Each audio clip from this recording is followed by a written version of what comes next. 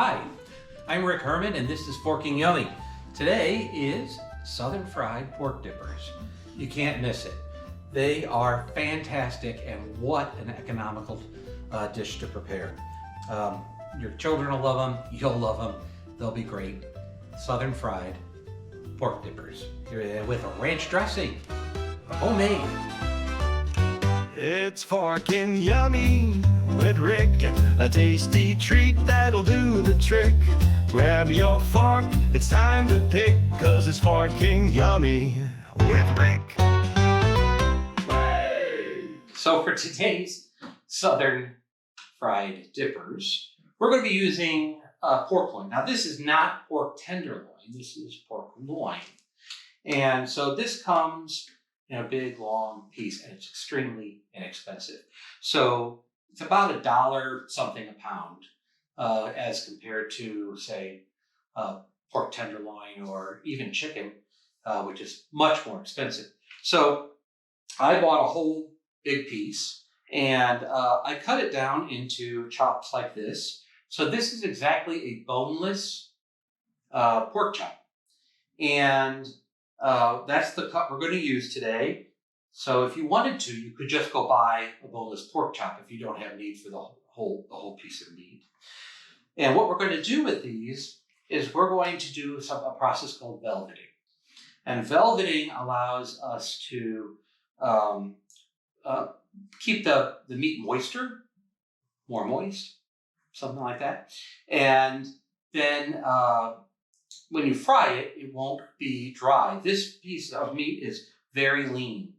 And so without a lot of fat, you end up with something that could be too dry.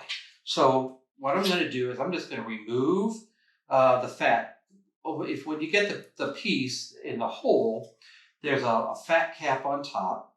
And so I want to remove the fat cap. We're going to be frying this in a pan, in a shallow fry. And so it's not going to have time to render out. And it'll just be chewy and not tasty. Then what I want to do is I want to cut these into strips, just like chicken strips. And so I want to cut it fairly thin. So if you look at that, that's a fairly thin piece. And I have about a little over a pound of meat here. And that's probably good. So we can chop those up like that and put those in the bowl with the rest of them. Now, velveting is a process where we're going to add baking soda, oil, and some water, and then let that solution sit on the meat. That sort of changes the textures of the proteins so that it becomes softer and easier to eat. One thing that we want to talk about, though, is the baking powder. And so we're going to cut to a little segment about that. And after you learn about that, we'll be back. It's Forking Science just for you. Long before chemical leaveners came along, bakers relied on yeast, the original rise agent. It was natural, yes, but it was also slow, unpredictable, and incredibly sensitive.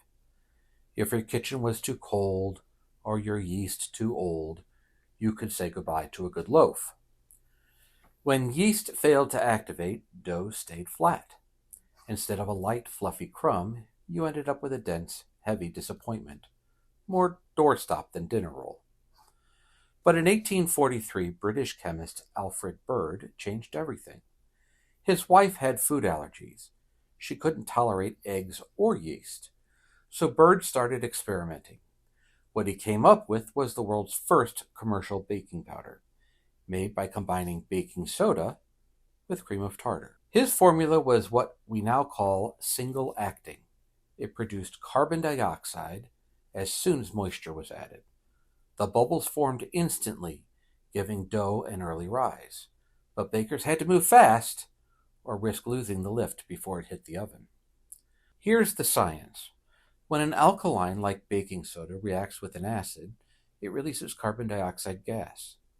In dough or batter, those bubbles get trapped inside. As the heat from the oven cooks the structure, the gluten, starch, and eggs set around the bubbles. locking them in place and creating a soft, airy texture we associate with great baking goods. Over in the United States, Harvard chemist Eben Horsford took Bird's idea and gave it staying power. In 1856, he patented an improved formula using a new acid calcium phosphate, that wouldn't react until it got hot. His breakthrough led to the first true double-acting baking powder. It produced one burst of CO2 when mixed and a second during baking. That meant fluffier cakes, taller biscuits, and a lot more forgiveness for the average baker. Horsford wasn't shy about marketing either. His ads promised health benefits, better digestion, restored energy, even disease prevention. Whether true or not, the message was clear. This was modern, smart, and better for you. His product became known as Rumford baking powder, and it's still on store shelves today. Horsford didn't just refine a recipe, he launched an industry. And thanks to him and Alfred Bird, baking went from uncertain to nearly foolproof. Today, most store-bought baking powders are still double-acting, but the chemistry has evolved. While early formulas used phosphate-based acids, many modern brands now rely on aluminum-based compounds, like sodium aluminum sulfate or sodium aluminum phosphate. These aluminum salts are stable at room temperature and don't activate until heated, making them ideal for high-rise baked goods like muffins, cakes, and cornbread. They give you more control and a taller rise in the oven. But there's a catch. Some people notice a metallic or bitter aftertaste, especially in recipes with subtle flavors. That's why some brands, like Rumford, still proudly market themselves as aluminum-free. If flavor clarity matters, or if you're making something delicate like pancakes, shortbread, or velveting meat, aluminum-free is your better bet. For big structure and reliability, aluminum-based still holds its place. In the end, it's all chemistry, and your choice depends on the bake. So now that we know all about aluminum and baking powder, what I have here is a teaspoon of baking soda and a quarter teaspoon of cream of tartar. And so I'm going to mix those in a little bit of oil. This is some oil, and I'm just going to put that in there. And I'm going to put the water in last because this is single-acting baking powder, so the reaction takes place when it gets wet. So if I put it in the oil first and stir that up, it'll prevent it from actually reacting yet. So let's just kind of turn that into a bit of a slurry, like that. Right, so we're just going to get it all suspended in there. Then I'm going to add in the water. You'll be able to see that it'll start bubbling a little bit when I stir this. You'll see that there's some bubbling that occurs. And then we're just going to pour it over the meat. Now, once we get it in here, make sure we get it all out of there. I'm going to stir it around so that everything is nicely coated. And we'll let it sit for 20 minutes. This process really only works with meat that's thin. So it works great on like a pork cutlet. It works well on strips of chicken. You can use it with ground meats to help keep the tender texture. And so you'll see it's kind of bubbling up and looks kind of gross, but it'll be fine. Okay. So now we're going to just set that aside and we'll let that sit for 20 minutes. Don't let it sit longer than about 20 minutes because your meat will start to get really mushy and you don't want that. You want to make sure it still has the right texture. Okay, so while that is resting, we are going to prepare our dredge for the fry. So when we fry this, we're going to do just a flour and egg coating. And so we have here all-purpose flour, and this is onion powder, and we have granulated garlic. This is cornstarch. And so cornstarch mixed with the flour is going to provide us a nice crispy texture. Then seasoned salt, we have Spanish paprika and smoked paprika. So we get a little smoky flavor, a little onion, a little seasoned salt. And so I want to just take these and put them on a pan so that I can dredge everything together. I'm just going to pour them all together. And I'll put in the cornstarch. And then we have the onion powder.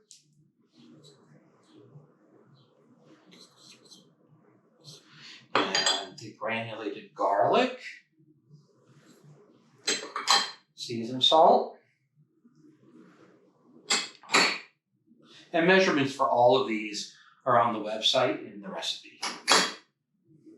And the smoked garlic, or smoked paprika.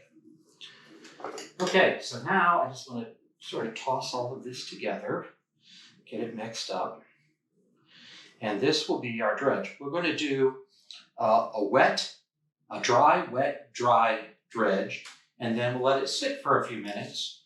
And then when we're done with that, we will do one more dredge just in the flour to make sure that we get it all pressed in there. We have a nice crunchy coating for the chicken. Pork. For the pork. I keep saying chicken because this is how I make chicken fingers too.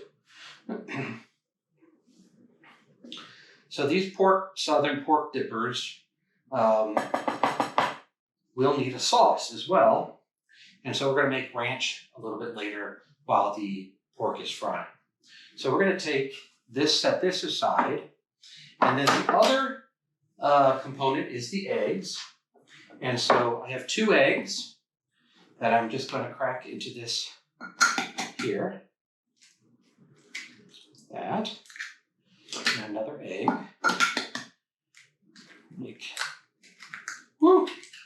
Off the serious. And then we're going to add just a splash of water.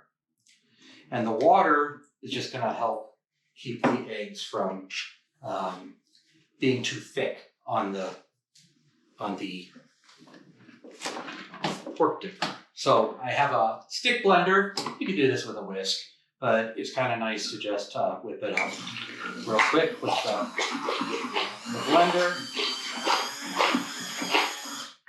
That looks like it might need just a little more water. There we go. Then I'm also going to add just a little salt to this, just to make sure we have everything seasoned. There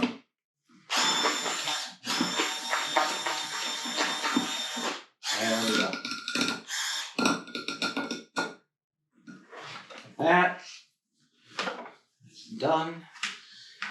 And we'll just pour that right into this pan.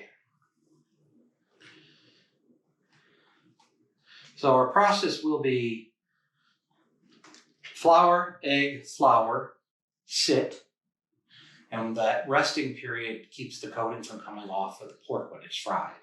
Then we'll go back in the flour one more time. So we really don't need more than 2 eggs because we're only going to dip in the egg once. All right. So we're going to give this a few minutes to rest.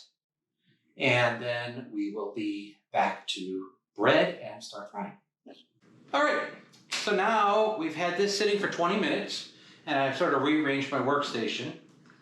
Listen to that. Isn't that gross? Okay, so we're gonna do the dredging now, and I'm just gonna put on a glove so I don't end up with Frankenstein fingers. All the flour on my hands. Short little tongs here. So let's just put some of these over here into the flour. A bunch of them in there. And I'm just gonna kind of turn them around in there and then shake it off like that. From the flour, I'm gonna go into the egg. I'm just going to get it wet with the egg mixture and then back into the flour so that we end up with 2 coatings of flour. We really want to press it in on that second thing. Just take a minute and press it in really well. And we're going to set them over here and we're going to let them rest. I'm going to let them rest about 15 minutes. And again, that's to make sure that the coating stays adhered to the meat while it's frying. So we do another couple of these and then I'll get the rest of them done quickly through the magic of YouTube. Right? Okay, now I have about 15 more to do. All right, so these have been sitting for 15 minutes. You can see that they've gotten kind of wet looking, even though I've only dredged them once. Now what we're going to do is we're going to dredge a second time and go right into the oil. So the oil here is at 350 degrees, and just check it real quick. Right there, we're up to 360. Now if your oil gets too hot, just add a little more oil to it to cool it down, and that'll keep you going. So this is just vegetable oil. You could use peanut oil. You could use something like a Crisco hydrogenated oil. I don't particularly like to fry in canola oil because it smells like fish. It's very high in omega fatty acids, and so you get this really fishy smell in your house without ever getting to enjoy any fish. So I'm going to go through a second time with the flour. I've taken the egg away. All we're going to do is we're just going to coat it one more time like this, shake it off, and go right into the pan. Now when you put it in the pan, you want to lay it away from you so that you don't splash the oil onto yourself. And we're just going to go through these and we're going to get a batch frying. We've got more here than we'll be able to fry in one go, so we will do a couple of batches. What we're looking for is we're just looking for them to get nice and brown and for the meat to be done. Pork needs to be cooked to a minimum of 145 degrees. That's, maybe contrary to some things that you've heard. So, 145 degrees, we don't have a whole lot of trichinosis left in the United States, but 145 degrees is sufficient. And that keeps it from getting too dry, right? So just laying these in. Oh my gosh, they smell great. Maybe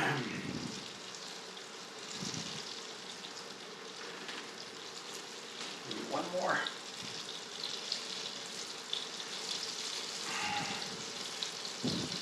So this is the same technique you could use for chicken, and in fact that's what I do. This is sort of a southern fry. There's no batter involved, and you just get a nice crispy coating, well seasoned onto the meat. Let those cook for a second. Let's see what these look like on the other side. Oh, look at that. Look at that. Nice and crispy. And the coating is adhering, it's not coming off of the chicken or the pork.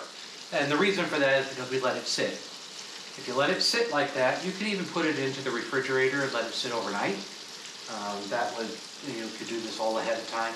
Put it on a pan and put it in the refrigerator, and then overnight, and then just do the second dredge right before you're going to fry. Turn a couple more of these over. Look at those.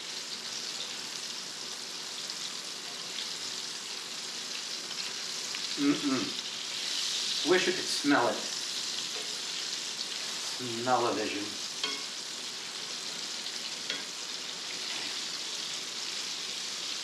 Let this go another minute or so on that side.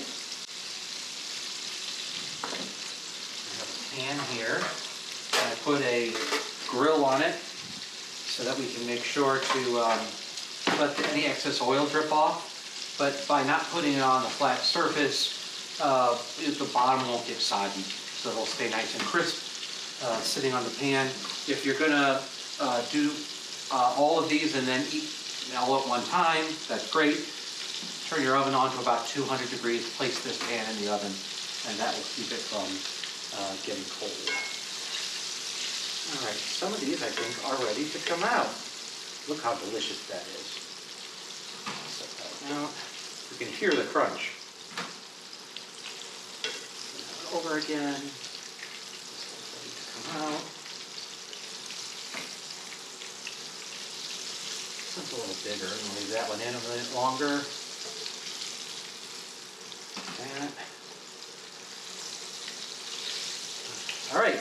So what I'm going to do is I'm just going to zoom through the rest of these. And then we will make a sauce to go with them.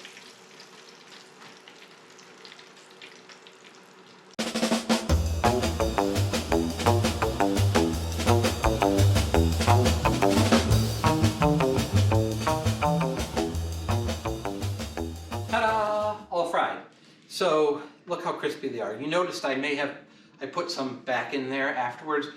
After the first batch, I didn't wait for the oil to get up hot enough again, so the oil didn't reheat. So the second batch didn't really get crispy enough. And so after I took them out, fried the third batch, I put some of the second ones back in there just to crisp them up. It took about 4 or 5 minutes per batch to get them fried up. But here they are, all ready and done. Now we're just going to make some homemade ranch. And we're going to make some ranch dressing. And so to do that, we have sour cream, mayonnaise, a little bit of milk, salt and pepper, garlic, onion, dill. And we're just going to put all of that together in the bowl. And anybody who loves ranch knows that there's never enough ranch. So feel free to double this recipe. Again, all of the measurements and ingredients and instructions are on the website. Put that here, a little mayonnaise, put it in the milk, salt, pepper,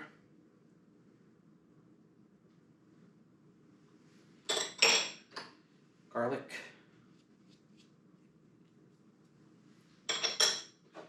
onion. Whew, my goodness. Humidity. If you live in St. Louis, you'll know humidity is no joke. And the dill. Now I'll just take a whisk.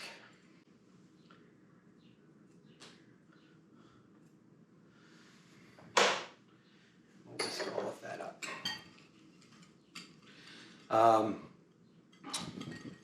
Yes, you can use bottled ranch.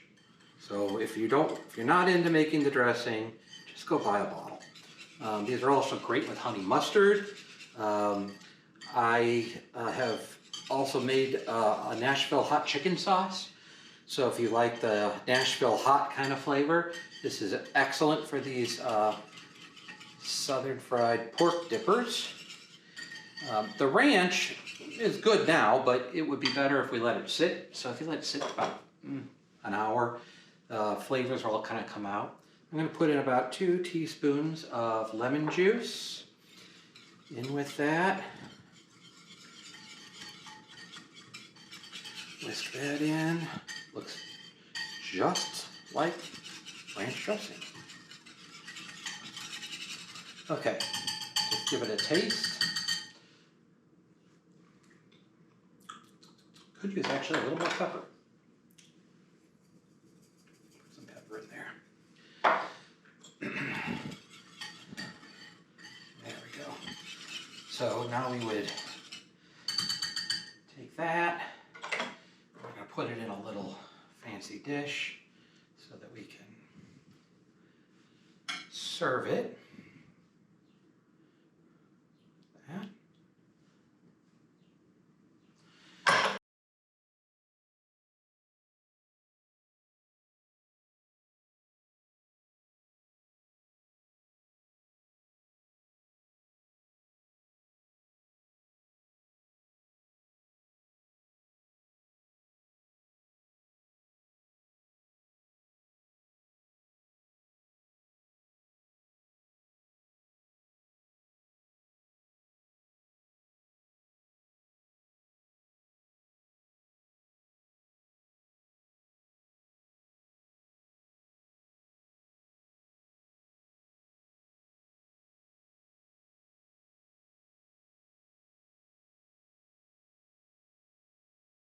It was unbelievable. This was 4 boneless pork chops, and it made this whole pile of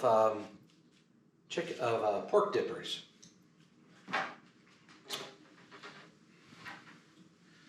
There you go. Southern fried pork dippers with ranch dressing, and it's yummy. Let's try one.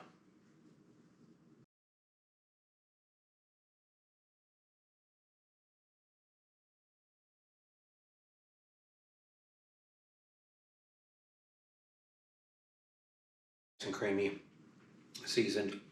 They're a real crowd pleaser. So check out the recipe on the webpage. I'm Rick Herman, and this is Forking Yummy.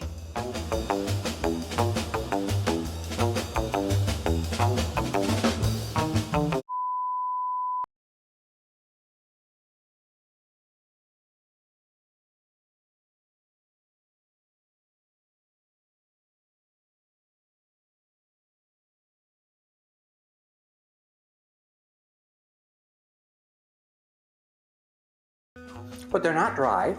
They're perfectly moist, crunchy, good texture. Well, that's just fabulous. That is just fabulous. I think they're delicious. Good job. Good job. Wonderful.